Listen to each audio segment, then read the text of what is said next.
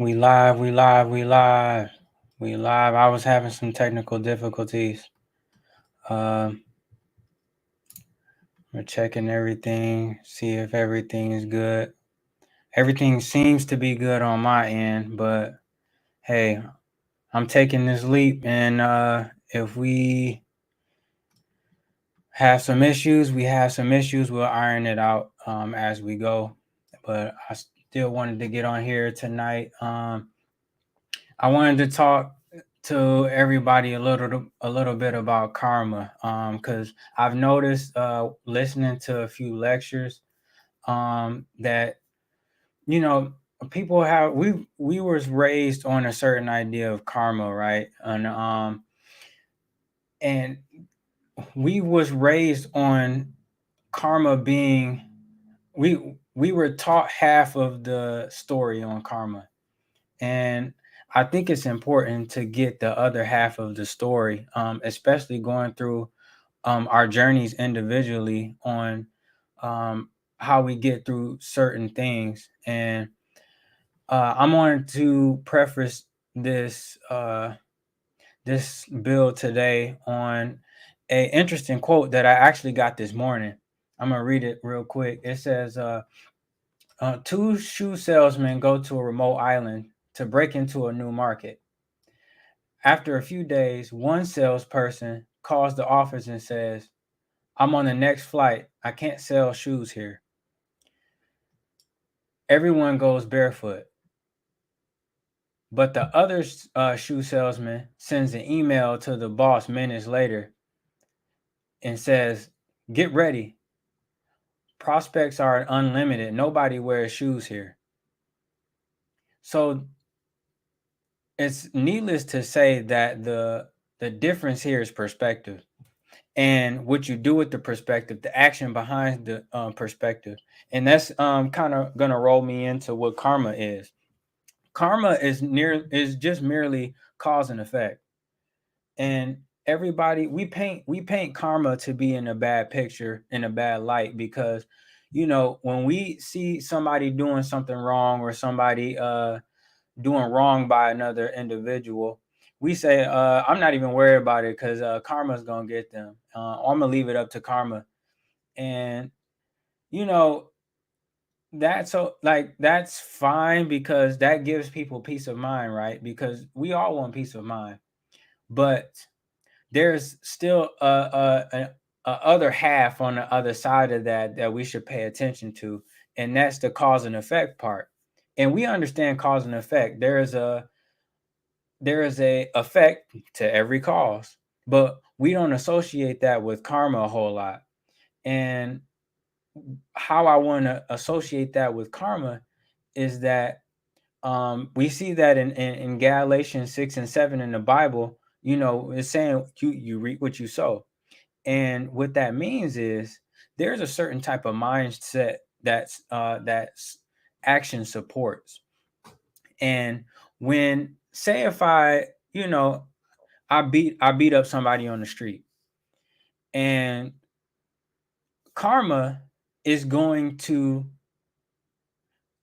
follow me. Karma has my address, but the way that we should be looking at it is the mindset behind why I thought it was okay to beat somebody up on the street. So with that mindset, I'm going to think that it's okay to continue with that behavior. And before long, time, with time, I'm going to come across the wrong person I think that I can beat up. And then either, they might call the police, or they might have some support that we didn't account for. Or, we might just that day meet our match, and, I might get what's coming to me. So that's karma. That's the effect of the cause behind that my mindset pushed. And also, I wanted to say that karma is not merely punishment. Karma is not punishment. we don't need to associate karma with punishment, because it's not a that gives you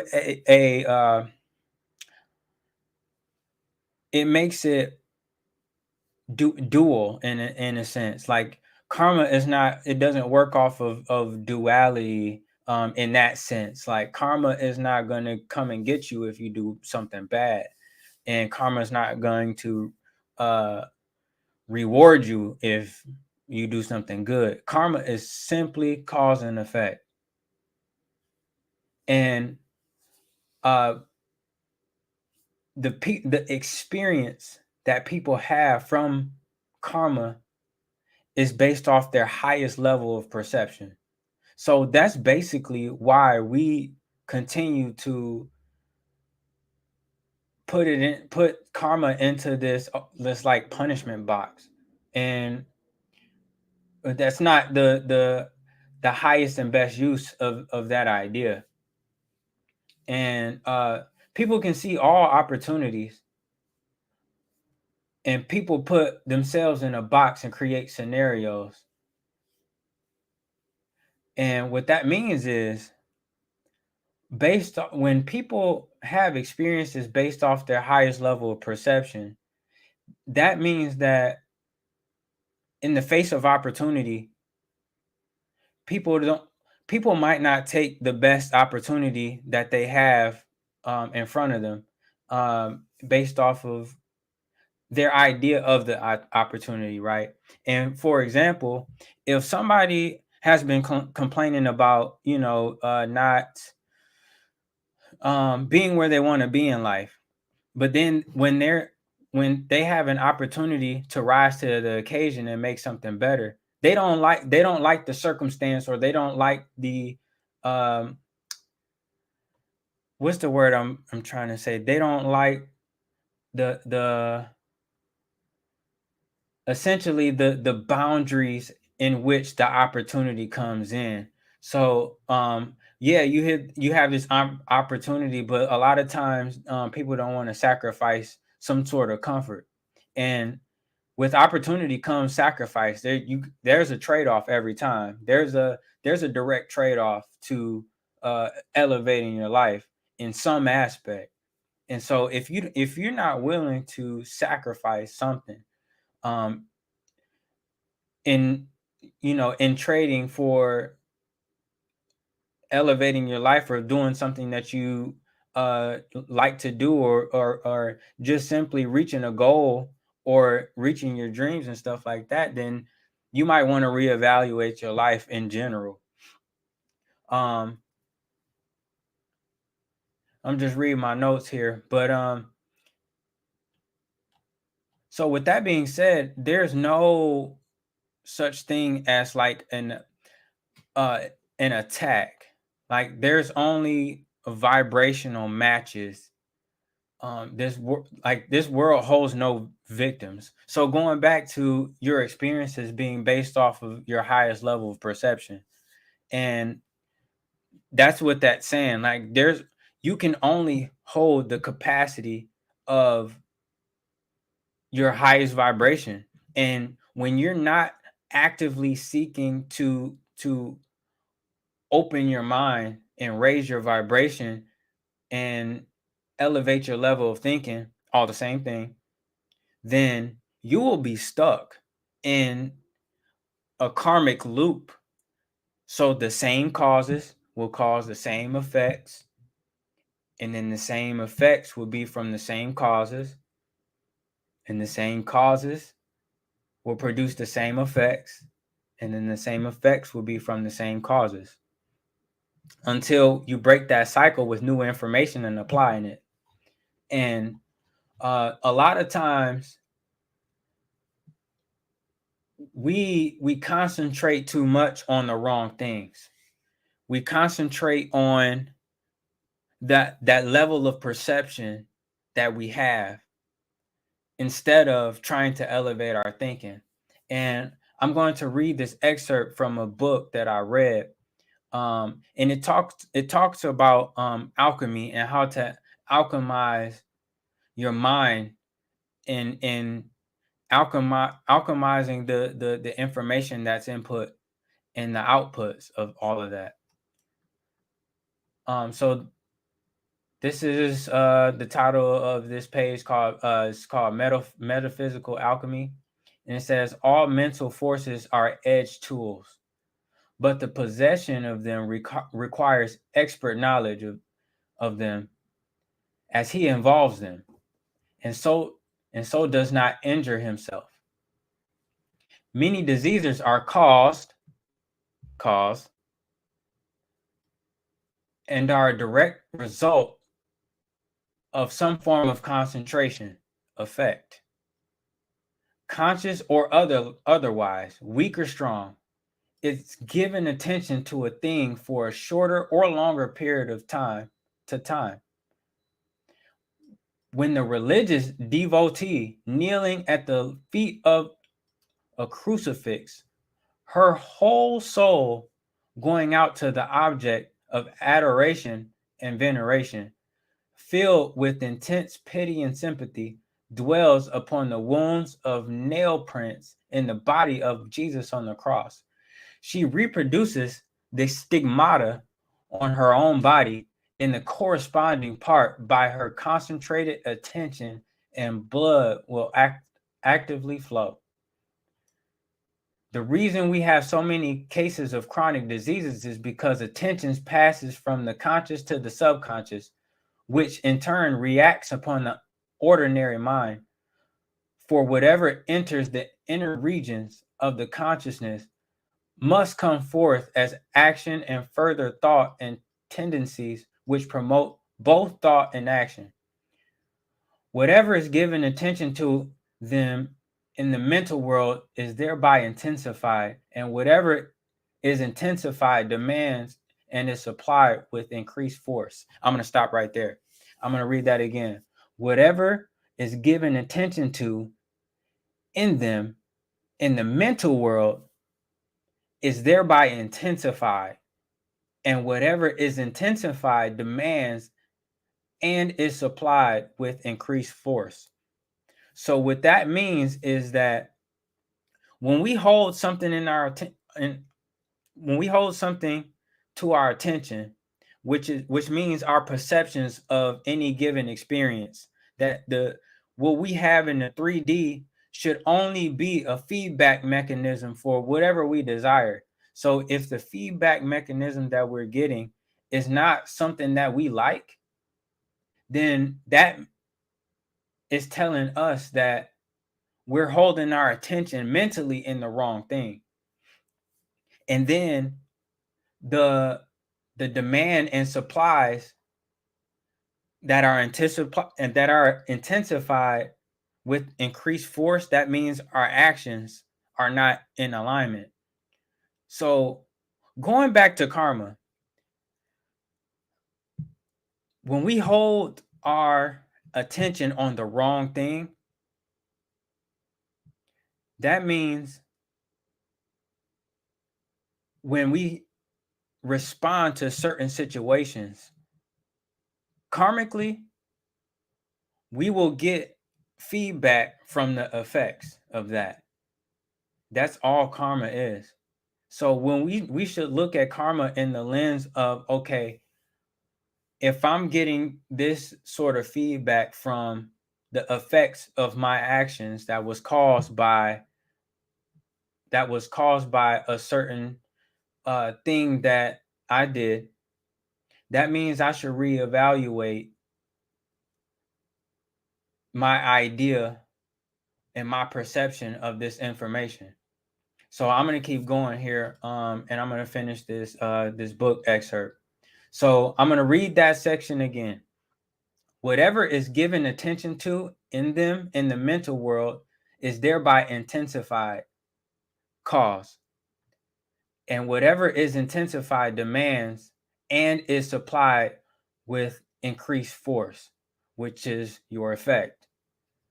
Thus, concentration for even a short time on disease increases its hold upon us.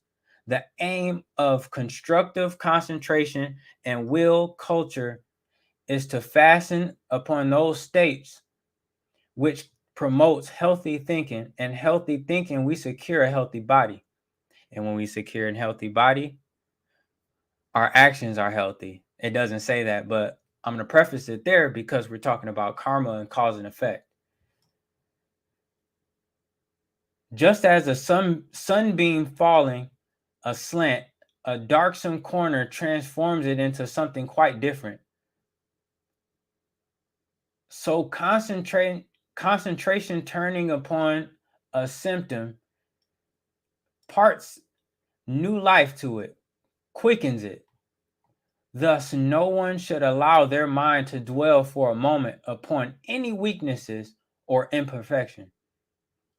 So, when we concentrate on weaknesses or any imperfections, whether we know it or not, that's a cause.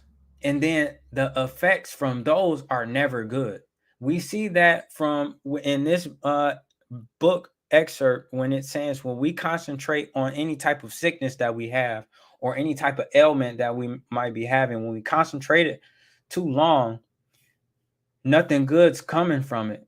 So when we see athletes all the time, the ones that never recover is the ones that probably concentrated on it a little bit mentally, and then we never recover because subconsciously we already programmed our subconscious to always be looking out for that, or always be kind of babying that area of the body, and to focus on it in a way to make sure that we don't harm that area again. So that's cause and effect. So when the cause in our mind, we concentrate on this area of the body to make sure that we don't cause further damage to it. The effects of it is not healing properly, or not ever healing fully ever. And so any body part of their body, instead of those physical states of harmony and equilibrium should be dwelt onto, which reference has been made. Whenever the body feels buoyant, full of vim and energy, fit, turn the feel good to account. Divert the attention from the ordinary, commonplace channels, from the channels which the mind spends most of its time. The idle, profitless thoughts that come and go through the chambers of the mind in an irresponsible manner will receive no encouragement, no impetus, no supporting force from the real mind. But instead of this, while the idea of being fully alive in good form is present, the student should take the opportunity of gathering up feeling of exhilaration and concentrate all the powers of the mind upon it. So basically, it's saying where attention goes, energy flows. So when we place our attention on the wrong things, that's the cause for the wrong effect.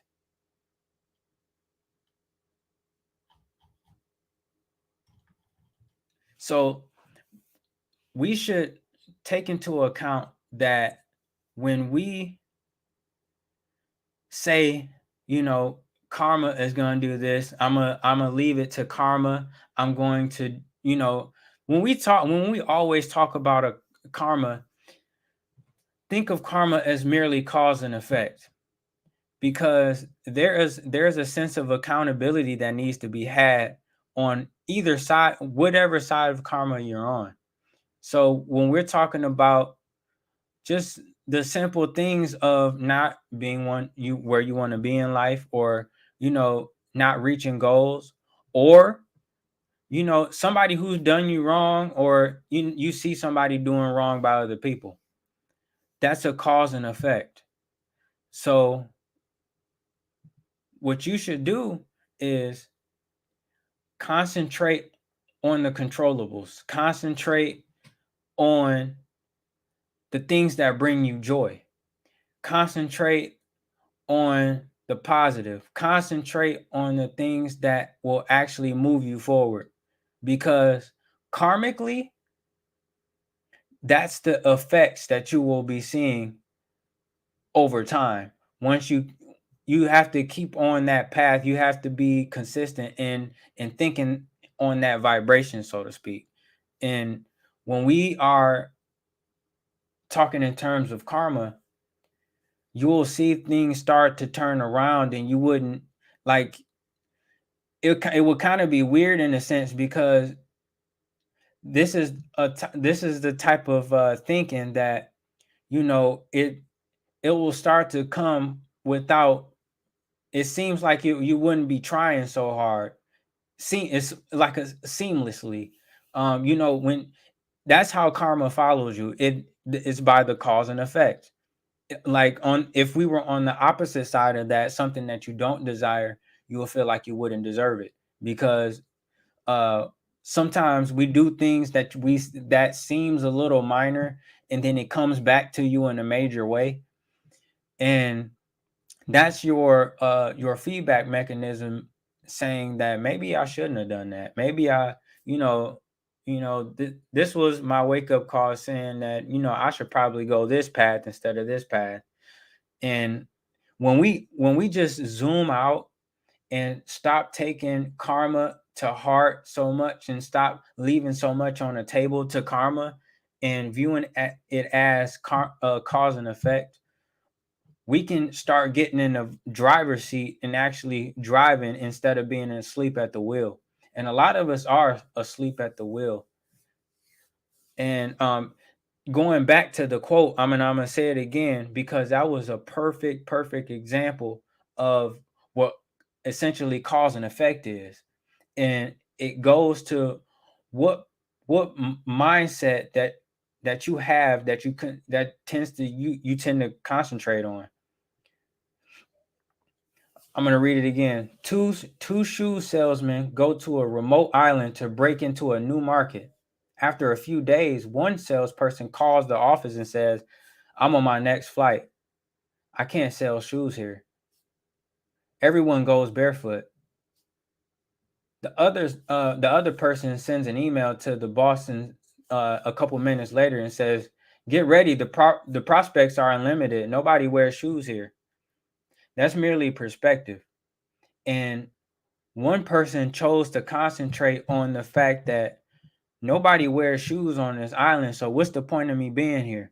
And the other person said, "Nobody wears shoes here? Oh, bet.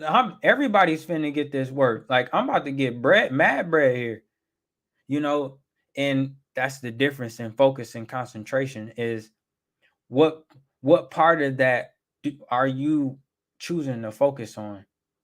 What part of that glass half empty, half full part do you choose to focus on? Because whatever part of that you're going to focus on, you're going to be a part of.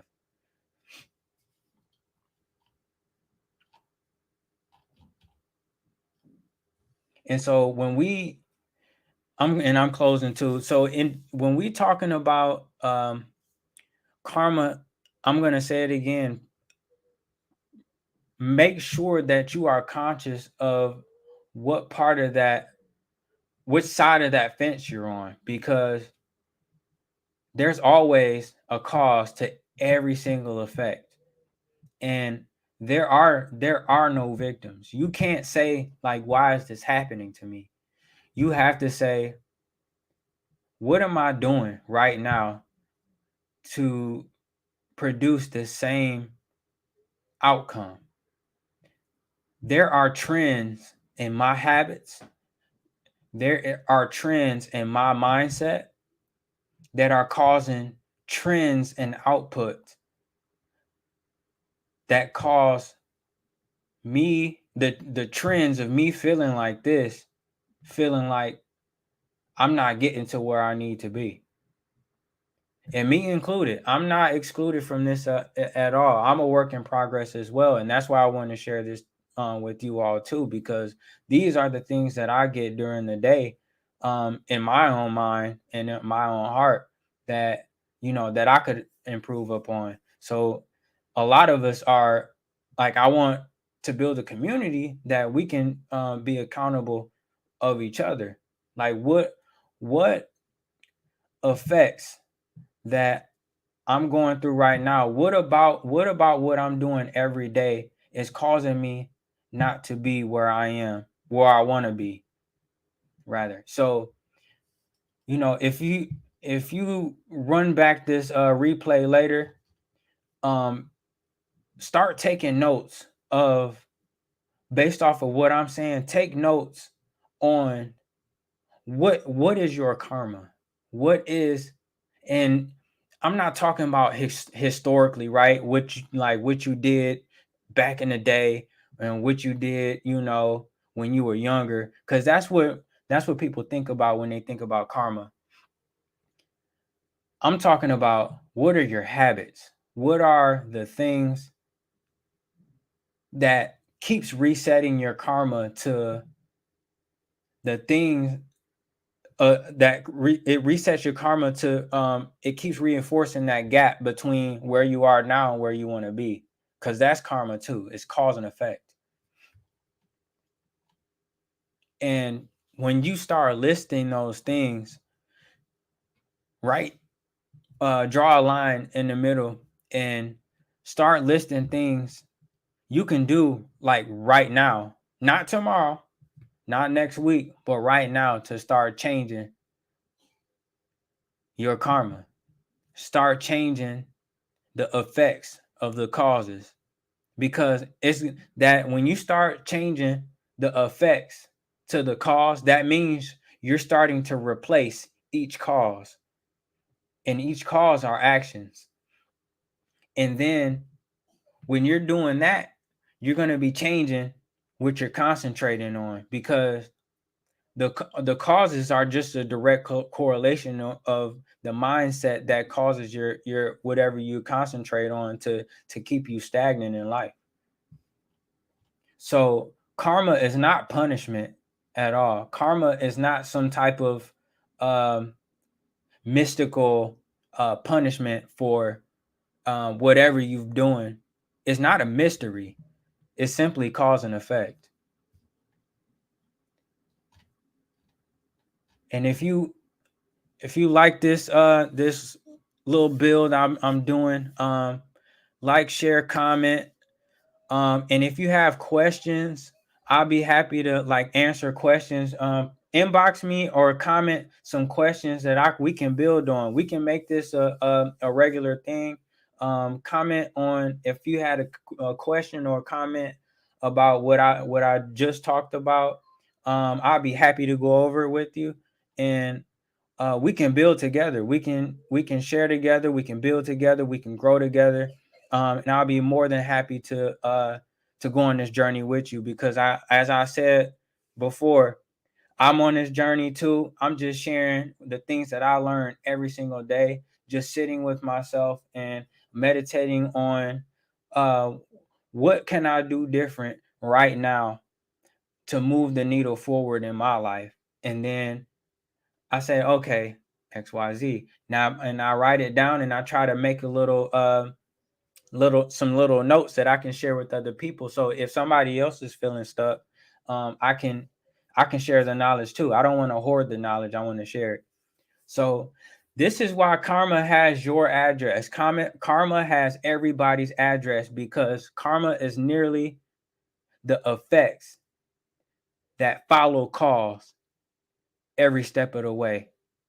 I'm Marcus Travis. I'm with Focus Collective, and I'll see y'all later. Peace.